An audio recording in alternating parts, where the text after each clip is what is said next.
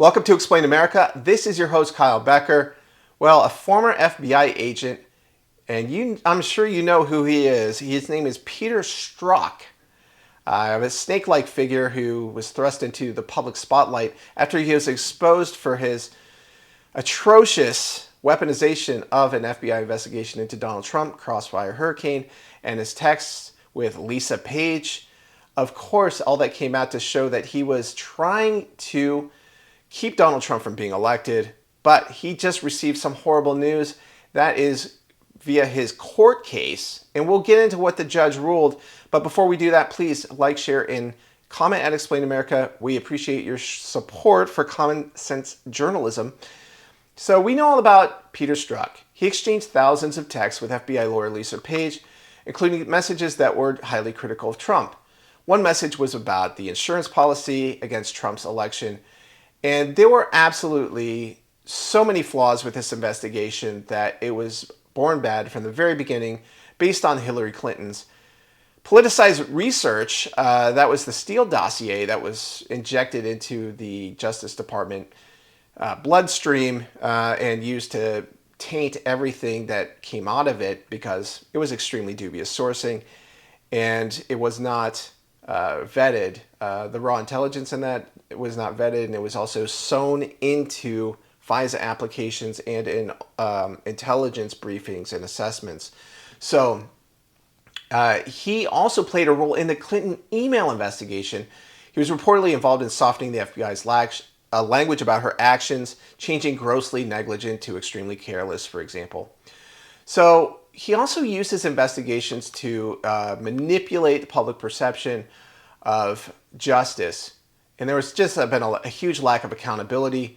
He actually received an award because his texts, which in my opinion are public property because he was a federal official at the time, nonetheless, he was given like $1 million settlement. I think it's $2 million for him and Lisa Page. It was a disgrace. Well, a federal judge on Tuesday dismissed disgraced former FBI agent Peter Strzok's long-running lawsuit, in which he claimed he was illegally fired and that the Justice Department and FBI violated his free speech and privacy rights. So the FBI had terminated Strzok's employment in 2018 after the texts were released, and he was showing bias against Donald Trump. Well, U.S. District Judge Amy Berman ruled that Strzok and his team failed to prove how his rights were violated in the dismissal, but emphasized she was not ruling on whether or not the firing was the right course of action. So, Strzok, a key member of the Russia collusion hoax, the bottom line on all of this is that he is trying to use free speech as a shield from accountability. And where have we heard that before?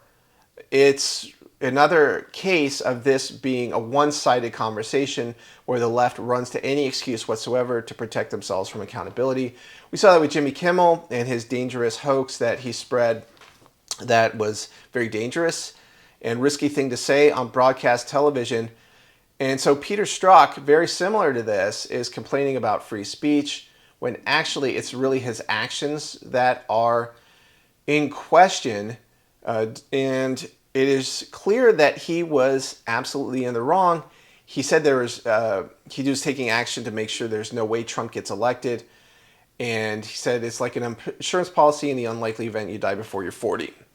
And those were his texts, and it shows his partisanship and his lack of professionalism.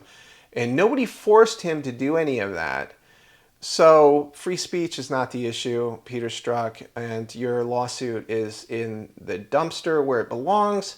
So it's at least some sanity from the judicial system, and we always applaud that.